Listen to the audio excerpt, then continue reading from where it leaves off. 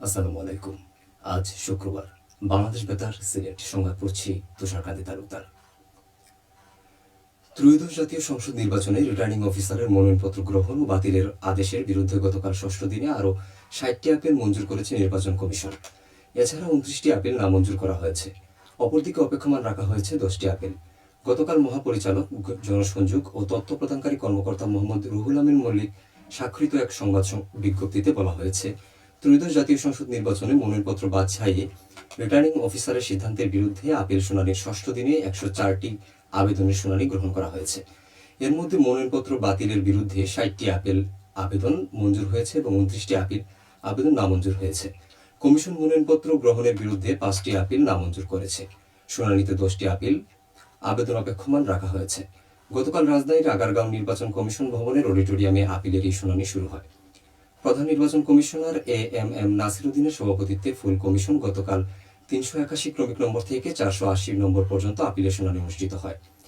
আজ বিকেল ৩টা থেকে 5টা পর্যন্ত ৪৮১ থেকে ৫১০ নম্বর ও পেন্ডিং আপিলের শুনানি অনুষ্ঠিত হবে। এদিকে গণভোট নিয়ে জনসচেতনতা সৃষ্টির লক্ষ্যে প্রচারণা শুরু করেছে অন্তর্বর্তীকালীন সরকারের উপদেষ্টা পরিষদের সদস্যরা। নির্বাচন মনিটরিং ও সহায়তা প্রদান সংক্রান্ত দায়িত্বপ্রাপ্ত উপদেষ্টা পরিষদের সদস্যরা গতকাল থেকে এই প্রচার কার্যক্রম শুরু করেছে। এই কার্যক্রমের আওতায় তারা আগামী ২১শে জানুয়ারি পর্যন্ত দেশের বিভিন্ন জেলায় গণভোটের গুরুত্ব, উদ্দেশ্য ও প্রক্রিয়া সম্পর্কে জনগণকে অবহিত করবেন। বিজ্ঞপ্তিতে বলা হয়, প্রচারণার অংশ হিসেবে উপদেষ্টা পরিষদের সদস্যরা স্থানীয় প্রশাসন, সুশীল সমাজের প্রতিনিধি সহ বিভিন্ন শ্রেণী পেশার মানুষের সঙ্গে মতবিনিময় এবং গণভোটে অংশগ্রহণের বিষয়ে জনসচেতনতা বৃদ্ধি করবেন। স্বাস্থ্য ও পরিবার কল্যাণ মন্ত্রণালয়ের উপদেষ্টা নূরজাহান বেগম, মুক্তিযোদ্ধা বিষয়ক মন্ত্রণালয় এবং দুর্যোগ ব্যবস্থাপনা ও ত্রাণ মন্ত্রণালয়ের উপদেষ্টা ফারুকী আজম 2 দিনের সরকারি সফরে গতকাল সিলেটে এসেছেন। সফরকালে উপদেষ্টাগণ আজ সকালে নগরের সার্কিট হাউসে গণভোট উপলক্ষে সিলেটের বিভাগের জেলা পর্যায়ের কোর অফিসারদের সঙ্গে মতবিনিময় করবেন। পরে নিজ মন্ত্রণালয়ের আওতায় সিলেট বিভাগীয় ও জেলা পর্যায়ের কর্মকর্তাদের সঙ্গে মতবিনিময় সভায় যোগ দেবেন। বিকেলে ত্রয়োদশ জাতীয় সংসদ নির্বাচন ও গণভোট উপলক্ষে ভোটের গাড়ির মাধ্যমে ভোটারদের সচেতন ও উদ্বুদ্ধকরণ কার্যক্রম পরিদর্শন করবেন। পরে তারা জেলা তথ্য অফিসের আয়োজনে লেখাতুরা চা বাগানে উঠান বৈঠকে অংশ নেবেন। দেশের হাওর ও জলাভূমির অস্তিত্ব রক্ষায় কঠোর আইনি পদক্ষেপ নিয়েছে সরকার।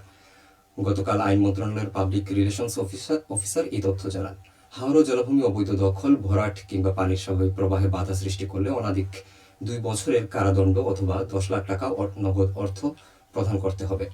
অধ্যাদেশ অনুযায়ী হাওর ও জলাভূমি এলাকা থেকে অনিয়ন্ত্রিত পানি উত্তোলন, মাটি, বালু ও পাথর আহরণ নিষিদ্ধ করা হয়েছে। এছাড়া পরিযায়ী পাখি শিকার, সংরক্ষিত জলজ প্রাণী ধরা, জলাবন বিনষ্ট করা এবং বিষডুব বা কারেন্ট জাল দিয়ে মাছ ধরা দণ্ডনীয় অপরাধ হিসেবে গণ্য হবে। ত্রয়োদশ জাতীয় সংসদ নির্বাচন ও গণভোট উপলক্ষে অবহিতকরণ সভা অনুষ্ঠিত হয়েছে গতকাল সুনামগঞ্জে।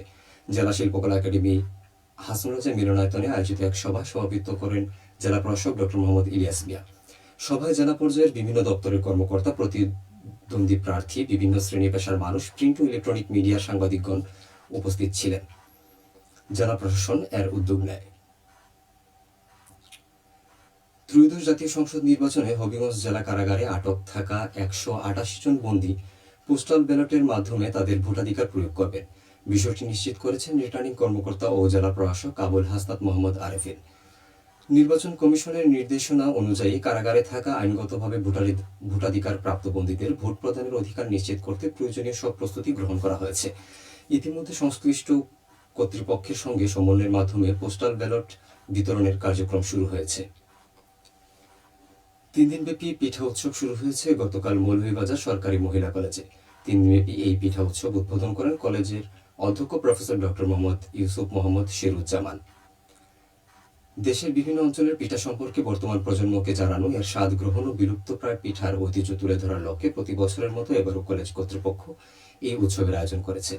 পিঠা উৎসবে 17টি স্টল স্থান পাচ্ছে। প্রতিদিন বিকাল 3টা থেকে রাত 8টা পর্যন্ত এই উৎসব সকলের জন্য উন্মুক্ত থাকবে। মৌলভীবাজারে হযরত সৈয়দ শাহ মুস্তাফা রহমতুল্লাহি আলাহির 685তম উরুস মোবারকের গতকাল শেষ দিন ছিল। 3 দিনব্যাপী এই উরুসে দেশের বিভিন্ন অঞ্চল থেকে ভক্ত ও আশিকারের পদচারণায় পুরো এলাকা মুখরিত হয়ে উঠেছে। গতকাল এশার নামাজের পর আখিরি মোনাজাতের মাধ্যমে এর সমাপ্তি ঘটে। এ উপলক্ষে খতমে কোরআন, মিলাদ ও শিরনি বিতরণ করা হয়। সিলেট জেলা স্টেডিয়ামে প্রথম বিভাগ ক্রিকেট লিগে আজ দ্বিতীয় 2টি ম্যাচ অনুষ্ঠিত হবে।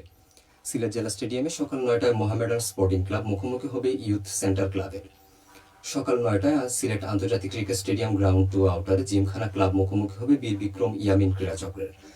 গতকাল অনির্বাণ ক্রীড়াচক্র 162 রানে হোয়াইট মোহামেডান স্পোর্টিং ক্লাবকে পরাজিত করে। অনির্বাণ ক্রীড়াচক্র ব্যাট করতে নেমে 50 ওভারে সবকটি উইকেট হারিয়ে 251 রান সংগ্রহ করে।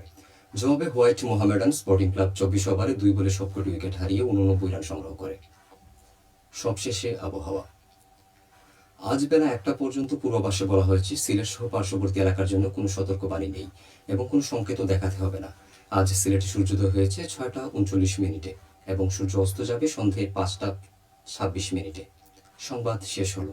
পরবর্তী স্থানীয় সংবাদ প্রচারিত হবে 1টা 15 মিনিটে।